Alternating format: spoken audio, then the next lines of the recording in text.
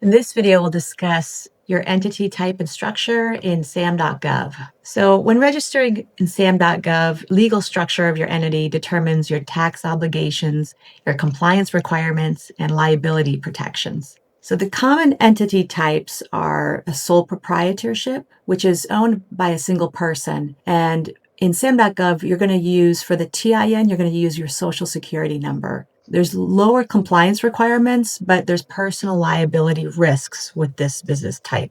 Another business type is a partnership. This usually means you have shared ownership. So the partners both can share the financial and legal responsibilities, and it requires a partnership agreement for federal contracting. The next type is a C Corp or an S Corp. So C Corps are taxed separately from owners, and S Corps pass income losses to the shareholders for individual tax reporting. So this requires board resolutions for federal contract signatories. The next type is a limited liability company. This combines partnership flexibility with corporate liability protection. And in terms of taxes, it's a pass-through entity. Unless you elect corporate taxation. For nonprofit organizations, these must provide the IRS 501c3 determination letter for grants and tax-exempt eligibility, and they're required to register as an eligible entity for federal assistance. Government entities like state, federal, and local agencies are eligible for grants and cooperative agreements, and they're exempt from certain FAR and DFAR requirements. So choosing the correct entity type and structure is essential for tax liability and compliance reasons. Sole proprietors have less paperwork burdens, but higher personal liability risks, and corporations have greater legal protection, but increased compliance obligations. So for businesses interested in federal contracts, LLCs or corporations are preferred